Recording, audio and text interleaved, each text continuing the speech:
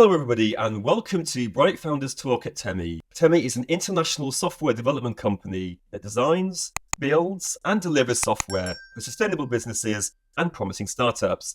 Welcome to our podcast where we bring you the most inspiring stories of entrepreneurs and experts in the software development industry. Each week we interview successful leaders who share their unique journeys and valuable insights. I'm your host Barry. Now, today we're lucky enough to have a remarkable guest joining us, Shelly Lanning, who is a co-founder at Visana Health. Hello, Shelly. Welcome to the podcast. Barry, hello. Very nice to see you. Nice to see you too. How are you doing today? How's your day been? I'm great. Thank you. Perfect. So firstly, thank you so much for taking time out of your day to speak with us. This is the point in the podcast where we normally talk to you about what your achievements have been and what you do, but I think it's better to hear directly from you. So can you tell us a little bit about yourself and the company that you work for? Yes, well, I have spent my entire career in healthcare in a variety of operating and venture capital roles. For the bulk of the last 20 years, I have been in healthcare venture capital through a combination of early seed stage venture capital firm and then a commercialization mid-stage and late stage firm. We focused all on healthcare in a variety of devices, late stage biotech, but most primarily with healthcare services and tech-enabled companies. Was it something that you always knew that you were going to get into? Was health always like something that you were interested in as a child, or was it something that you acquired along the way? I always liked science. I liked the piecing together how chemistry, physics, biology all worked. And I was most interested when it had something to do with the human body. How did physics apply to cardiovascular? How did chemistry apply to your neurological balances in your brain? So it felt very natural then to combine all of that in healthcare. Do you come from a family of scientists or people who are very science orientated, or is it something that you just happen to have? Well, it's probably a little bit, I don't know. It's a bit of a mystery. I just found that interesting and yeah, no doctors. Perfect, lovely. And Visana Health, so what does Visana Health actually do? Well, part of my journey along the way here as investing is, as a female, you start to appreciate various aspects of your life where you're thinking about having a baby, just had a baby. And throughout that time, I focused a lot more on women's health in general. So along the way, as part of my investment thesis, I invested in a fetal and maternal medicine company that is called Vana Health that spun out of the Mayo Clinic. Then I invested in a spinout from Weill Cornell Medical that had to do with obesity management, but a very big focus on women's care, women's conditions. That company is called Health. Then I focused on a company that was looking at the opportunities in low-cost pharmaceutical in fertility. And what I realized is there's so much lack of attention, so much of a void in care in women's, that it just made it much more interesting for me to look at things that were matching my life path. And with Visana, we are a women's health company. We are virtual women's care. We are available in all 50 states, and we are focused on women's conditions that fall outside of family building. So we are a real medical clinic available in all 50 states, but we focus on things like endometriosis, uterine fibroids, chronic pelvic pain, heavy menstrual bleeding, menopause, and then along the spectrum of breast health, well woman, contraception, UTI, STDs. So we look at all the things that impact a woman during the whole journey from teenage years through menopause. Amazing. It sounds like you got a lot of information and doing a lot of great work. Does being a woman actually help you with running Visana Health, or is that something that's just coincidental to your role? I would say it's both. I feel like being able to appreciate the running around to many doctors, always taking time off of work to run across town for everything, especially when you're pregnant and you're going through that journey. But I also feel like there's a lot of confusion around women's care. Common conditions that might fall under the gynecology umbrella might also be autoimmune or might be thought of as GI. So women are very often, our care is fractionated, causing people to run around and try to figure out with no coordination.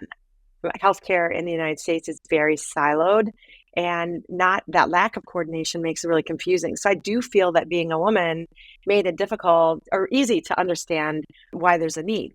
Having said that, my co-founder and partner in crime is Joe Connolly, and he's the brainchild around the women's health company.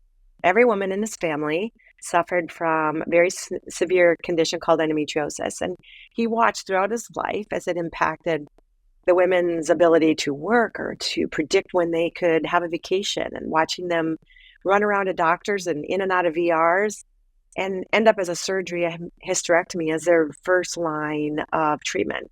And so throughout his journey as a male, he was very interested and focused on what happens in women's care, what are some of the gaps in care, and how could he envision a company and a care protocol that would benefit. So it's great that you mentioned your co-founder, because that leads me on to the next question. So how did you meet? Was it something that you always known each other, or how did it start? No, I was introduced to Joe as part of his seed stage investment for Visana. He was looking at investors, and in my role as a venture capitalist, I had been focusing on women's health, all the various companies, business models, care plans. I met Joe in the context as a potential investor. I definitely made fun of him for being a male in a women's world where he did not have a female co-founder, and he recognized that he would benefit from one as well. I liked how he thought about business. I liked how he thought about solutions, and his personality is also just naturally a nice fit for myself. So when we started thinking about collaborating, it definitely came together in a really nice way. It sounds like a nice journey. Is it your kind of personalities that are very diametrically opposed? Would you consider them as complementary, or do you have the same skills between the two of you, or do you have different sets of skills? We definitely have a lot of overlap, and then I think we're very complementary. So where I've been in business much longer than Joe, and I'm a female, so I provide context as different markets have evolved, years and decades of experience in investing and looking at companies build, succeed in business. Joe is very aligned in terms of care plan, care pathways. He grew up within a different healthcare experience, and he was at Boston Scientific. And so he saw from a big company point of view a lot of successful initiatives around care plan pathway, digital health. Before digital health was even a word, he was looking at and investigating different aspects. So we align beautifully, and yet we also have differences that help prop each other up around what we're working on. Amazing. Sounds like an amazing journey that you've been on. So you had a lot of experience when I was going through your rather impressive resume of all the things that you've done. Thank you. Are there any? You're the one who's done it. I'm only mentioning it. What are the highlights? What's one thing that you've learned over your timeline that you just thought that was an invaluable experience that I learned the most from? It's really easy when things are going well to feel like you've captured and conquered and learned. But when something goes sideways or is very challenging, and you might have to dig down and go deeper than you ever thought you could, that's where you really learn a lot. And those might include failures or times where things don't go at all in how you anticipated, predicted, or prepared. And it's that recovery. It's what you do with it when something goes wrong. How do you recover? How do you react? And I have a couple of experiences where the business model just wasn't quite what I thought it was going to turn out to be. And I had to pivot, shift, recognize, and admit when maybe I had it wrong. But other times, life events come in. A death of a very significant operator left me as a CEO. It was really a big surprise. Or when you end up with a lawsuit that challenges on, completely something unrelated. And it just makes you pivot and think differently. And it's those challenges that test your perseverance, your belief in yourself, and frankly, your support system around you, who's going to be there to be the most helpful. Are you a kind of stress-free person? Are you someone who loves pressure? What kind of personality traits would you have that make you a successful entrepreneur and co-founder of a business? Well, I think that evolves. And because I've been doing it for a long time, I think there's a few qualities that become really important. One, I would say, is to have the confidence to push back and be very firm. And for me personally, that evolved as I got more experience in work, not always being quite as worried about what everybody else views and what they think and how I'm viewed, and be more confident in my experience and what I see in my belief. Very gender, to be honest. Growing up in 2000 something, and you find that women don't ask, women don't say, women don't take. And I was often in a very male focused environment where it's just really natural to be the only female at a seat at the table or one of two. So getting to a point where you feel really confident in your opinions and in your voice and in pushing back and making that discomfort in the room around the fact that you just said no. So I really encourage people to have that level of confidence and that discipline. The second thing I would say is to have patience. I am a little bit of my best and worst trait is that I have more energy than most people in the room, and I go, go, go, go, go. And I feel like sometimes being able to say, slow down, take a look at what's not that important. How do you focus on the one or two things that move the needle in a very big way and shove all the other extraneous things to the side just for that time, that moment in time? And that's also a learned trait, I would say. I think everyone will come to the conclusion that being a CEO is highly stressful and you have to have a lot of energy and a lot of power to keep pushing forward. How do you create that work-life balance if you indeed do? Do you always say, well, it's always work time, so I'm not going to make time for myself, or do you have a different opinion?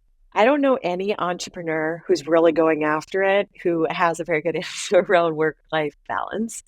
It's about surrounding yourself with people you enjoy being around. So Joe, my co-founder, he's actually the CEO, and I'm a co-founder president, and we work really well together, but finding that balance of enjoyment when you are spending time doing what you're doing.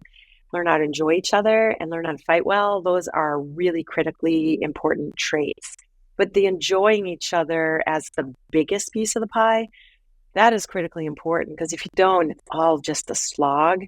So the go, go, go, he has that too. So I don't mind if I have an idea and I call him in, it's 9 o'clock at night on a Sunday or 11 o'clock on a Sunday. He may not pick up. That's his boundaries to have, but I can shoot it off. And he does the same thing. And so finding that excitement, that momentum, the ability to call and say, I just had a great win and a great score, and it was really fun. I'm going to celebrate this 30-second victory. It might only be 30-second, but being able to have someone to share that with is really important. Yeah, it's nice. And I suppose working in the healthcare business, do you kind of see an irony where you're always focused on pushing ahead and driving? Or do you feel that actually it's okay to run a healthcare business and maybe put your health second? Would you say that that's something that you do?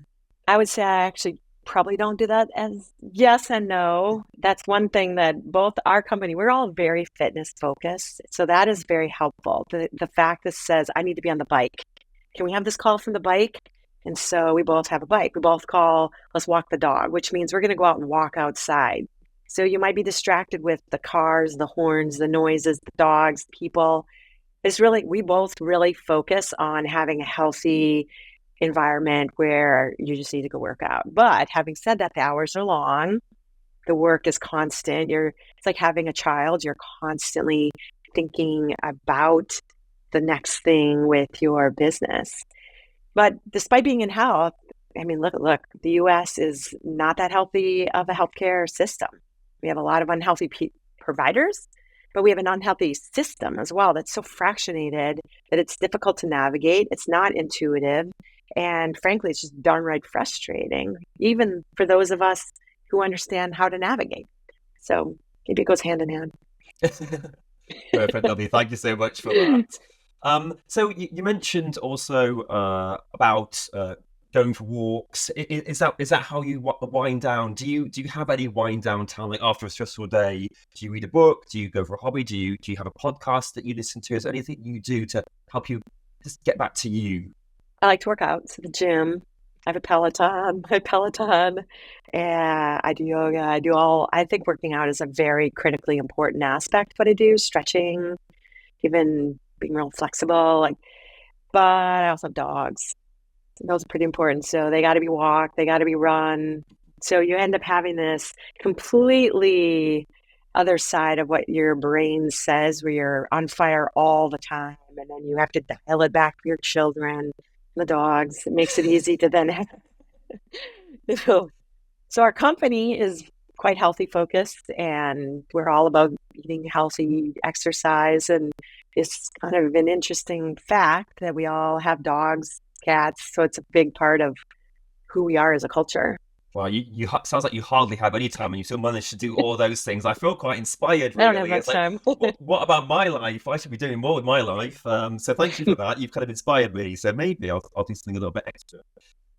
So in terms of like books, podcast, or documentary, is there any like motto that you live by in your life? Any wise words that someone has given you, and you've used this to progress to where you are today?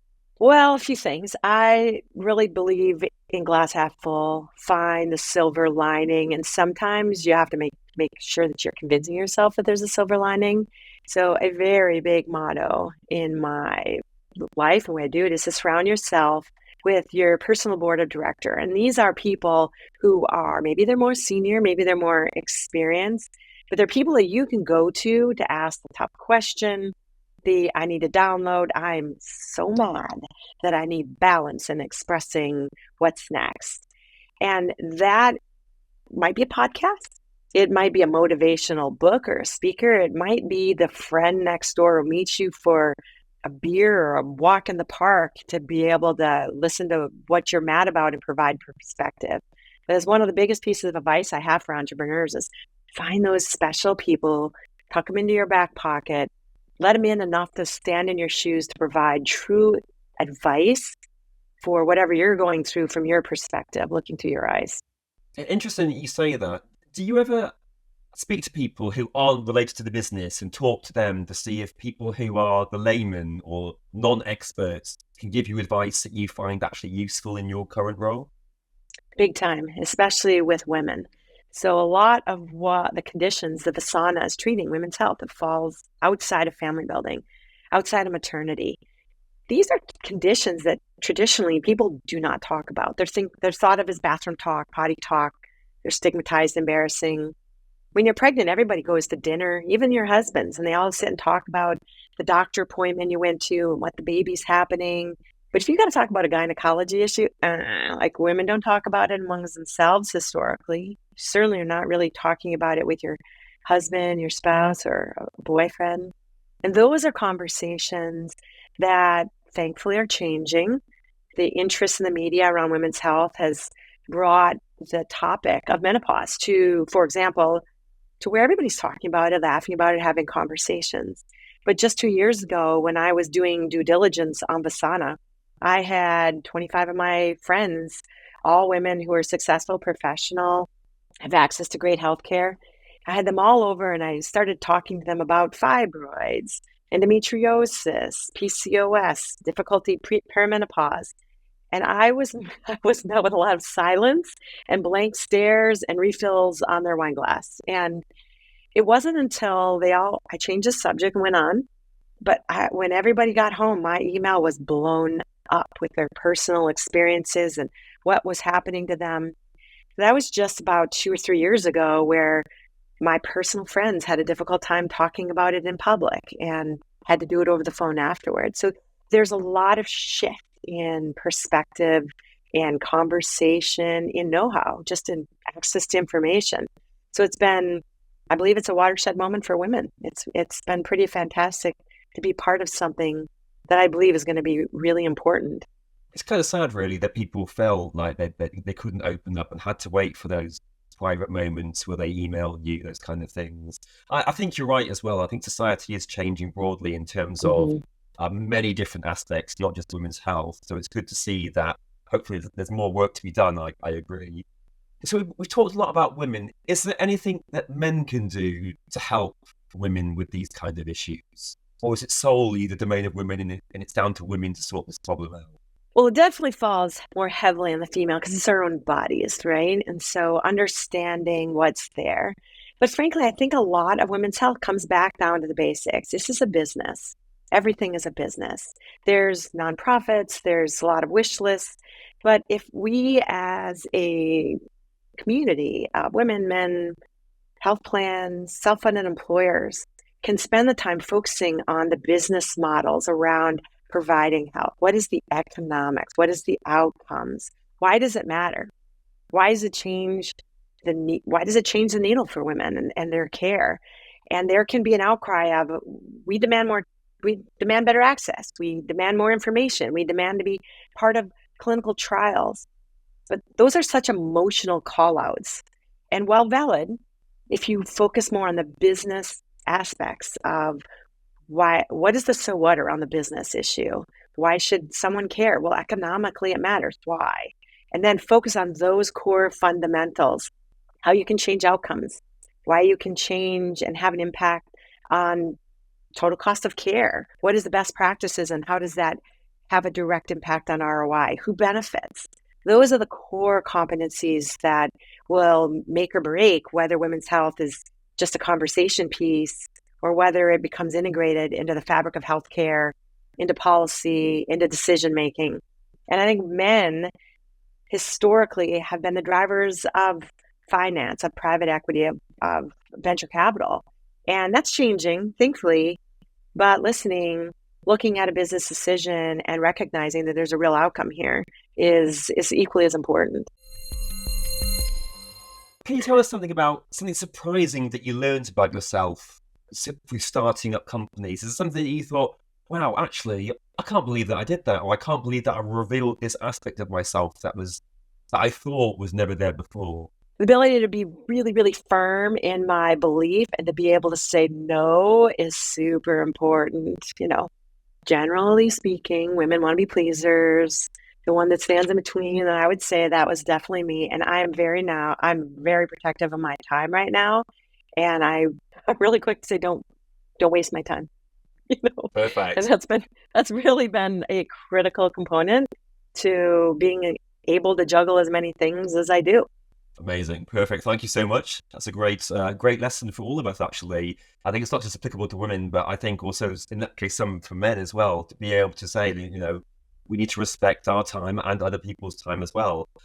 So are you like a morning person? Are you an evening person? Are you 100% all the time? It makes no difference. Probably 100% all the time, but definitely I'm a morning person. I love that early morning, walk the dogs in the park, go to the gym, have my Dunkin' Donuts, coffee, definitely morning. Are you a creature of habit? Do you like change? Do you embrace change? Or do you feel more comfortable in routine? Depends on what it is. There are some things that I like to have a routine. I like to know what it is. I'm doing due diligence. I like to know the whole marketing out of the landscape. I like to have very specific elements that I know what it is. I like to get to know people in a specific way. But then when you fall outside of those areas of rigor that really matter to be able to have the discipline to find the detail, then I'm much more flexible and can go with the flow. So I think it's nice that there I have some balance. Shelley, could you tell us a little bit about the dynamics of your team? Maybe not just you and your co-founder, but how you make sure that you hire the best people for your business, and what kind of qualities that you're looking for potentially in people to want to join your company. First and foremost, I would say passion. We all want people who feel that this is a passion for them. We're an early stage company, and with that comes some of the benefits of flexibility, wearing lots of hats, lots of talents that get recognized and are appreciated. But the downside of that is equally as important. You got to wear lots of hats. You got to have talents that are recognized and appreciated. So it can be a double-edged sword. But we want people who have passion for the topic, passion for the subject matter, passion for wanting to create a difference and change, a care model that matters, a care model that can not only improve outcomes, but also have the data, have the rigor, have the discipline to show that we can actually save money, be able to recognize that there are care deserts, there are disproportionate amount of access around the United States. There are women who need to be treated by people who look more like them, that have a better appreciation for their current living standards or where they are. So having the ability to look more broadly as well as being more narrow in certain aspects is really important. Our team, I feel like we've done a really great job of attracting people who have a really strong work ethic, a real strong belief and passion for what we're doing. But, most of us have dogs and cats and animals, and That it helps, feels right? really important to get to know each other. And in a virtual world, it's very hard to do if you haven't met most of these people in person. So we work really hard to create some culture that get to know each other presentation for your teammates, for example, something we do on Fridays. But it isn't easy. It's not that easy in the virtual world. It has some Yeah, so challenges. that's a good, you mentioned that, and that leads me on to my next question. So, in terms of working remotely, do you have a view that working remotely is the ideal situation, or do you see it as something that has to be done because of lack of other options? It depends is also the right answer. It has such nice flexibility. And as somebody who has a lot more experience, it's really easy for me to work from wherever I am. And that has benefited my family. My travel schedule with work, it really has allowed me to be in multiple places at one time and work really long hours, accomplishing all the things. But if you're a junior person just coming out on the team into the team and you're working from your home office or your bedroom perhaps, and you have no real interaction with the senior people on your team, it's on us to make sure that they are integrated and have this dynamic nature. But lost are the days, or gone are the days where you can rap on the wall in between your office and say, I've got the CEO of Boston Scientific on the phone, come in here and listen on my Polycom. Like now they don't know what a Polycom is. But I have to know to think to schedule my more junior person and allow him or her to be involved in senior decision making and learning moments. And I think there will be some repercussion if we don't all dive deep and really commit to the growth of some of the junior people. Thank you But for it's very that. hard. It's Yes, hard. I can imagine, right? I mean, I'm old enough to know the days when you had to go in everywhere if you want to You speak know to what a someone. Polycom is? I'm not, well, maybe I'm not that old. I can't say that old, but yeah. So I know what it's like to work from an office. And personally, I think it's a double-edged sword, as you said. It depends, doesn't it, Mhm. on certain situations where, like you said, it's nice when something comes up and immediately you can speak to someone immediately and have that face-to-face contact. But when you're working remotely, sometimes you have that kind of silo effect. Um, Silo. what kind of things do you do to make sure that people don't feel out of contact with the bigger picture and that you can still drive people to head in the right direction? Regular one-on-one touch points help. Group team meetings that are standing every week or every other week where we have a 30-minute, let's catch up on the client. Let's catch up on what's going on. I think travel matters, staying over an extra night, having a meal, bringing people together. But time zones make it working virtually, the time zones can be brutal because you can find the right person for the right job and they live in California and I'm in New York. Or you can find the right person for the job who's moved to Germany and it's navigating time zones, which can be great if you're finding the right person. But I might start my morning at 5:30 a.m. with Germany and end at 9:30 p.m. with California, and then my day just becomes more difficult to predict, more difficult to manage, super long hours.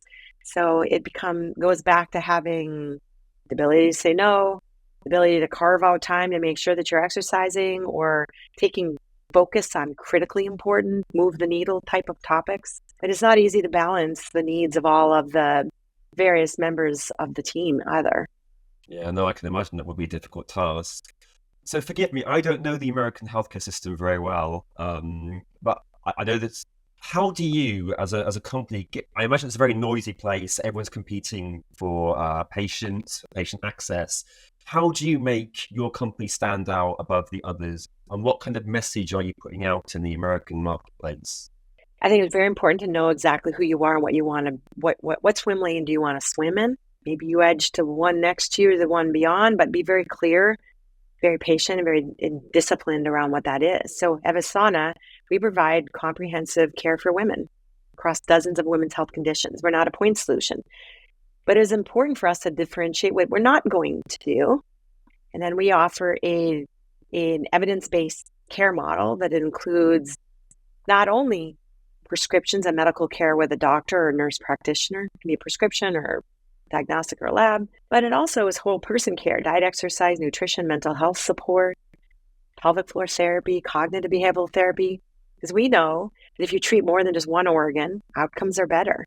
If you look at a whole woman and everything going on, she does better. But we also know that virtual care can only happen with sometimes. You can't do everything virtually. So we need to be able to navigate the healthcare system and provide coordinated care for in-person brick and mortar care. That might be something like an IUD in or out. It might be a pelvic exam or a mammogram. Those have to be done in person, helping to identify what are high quality, low cost in-network providers, helping them get their appointments, making sure that that continuity of care is critically important, sets us apart. But also we're all about data. We collect data on enrollment, engagement, outcomes, what the costs were, what we use third-party independently validated actuarial studies, claims analysis with national health plans. Make sure what you're doing matters economically, because that, at the end of the day, that drives so much of the interest and the success of a company. Perfect. Amazing. Another great answer from you on that one. So let's say you're with your company now, how do you kind of know when you're in a growth stage and when you're in like a stabilization stage where you think, right, let's keep it calm here for a second. Let's make sure that we've got the quality, make sure everything's right before we move on to the next stage. Or, as maybe you personally might demonstrate, you're always in the growth phase. I think we had a calm stage Memorial Day weekend after we closed our round of financing. I think I took that weekend and was calm. But other than that, we're in growth all the time. Foot on the gas. And taking the time to be step back, measure, evaluate. I don't recognize Visana quarter over quarter in that we've changed, migrated, but we're true to our North Star. We're true to our mission. And it's the pivots in terms of who's on the team, how quickly are we growing, what technology platform, what API are we talking about today? But we're very consistent with what we want to accomplish for what group of people and how we're going to measure it. Right. Shelly, if there's anyone out there, any business or any entrepreneur that you would like to swap places with for the day, who would it be, or what company would it be, and why? Ooh, we did not prep this one at all. I have a lot of people that I look towards in business, and I do have my personal board of directors, but I have to say that some of the people that I respect in general, like people like Oprah, right, set out to do something different, and when her personal point of view around how she was going to manage her life and her business didn't match up to her agents, or she just changed it, did her thing, always stuck to her principles and her North Star and what was important to her. So while she may not be a healthcare executive that I could look up to and call, I really love the principles that she's guided by. And I'd like to replicate people who have good stick-to-itness with what they're going after, if that's a word. Yeah, no, I like it. Let's be creative and bold with new words, yeah? When they don't exist with the right meanings, we can create them here, no problem. We are kind of closely coming towards the end of the session. So I do like to ask this final question. Let's say someone watching this now is wanting to become an entrepreneur, or they have a business idea, or they're feeling that they want to go ahead and change the world somehow, but there's some niggling doubts. They don't feel that they're ready. What kind of advice would you give to such a person? Find a partner in crime. Find somebody that you work really well with, that you're aligned personality-wise. Spend quite a bit of time to know. I always say, make sure you fight well, because people are going to have disagreements. They're going to have different points of view. Somebody might be really tired that day, but find people that you have a style that works really well with, so that you can capture each other's energy and feed off of it. Be really good about what your strengths and weaknesses are and fill in those spots of weakness with other people, and elevate the entire organization to a greater height by making sure that everyone's smarter, faster, more fun to be around than you are, and then everybody, it benefits. I think the message of being true to yourself is a great message that you deliver. And I think that the positivity that you've shown kind of shows us why you're in the role that you are in today. So I think a lot of people can take inspiration from you in that. So I just want to say thank you again so much, Shelly, for joining us on this podcast today and talking about your personal experiences. It has been an absolute pleasure to listen to your story. Well, it was really wonderful. I really enjoyed it spending time with you as well, Barry. Thank you. That was Shelly Lanning, co-founder of Visana Health.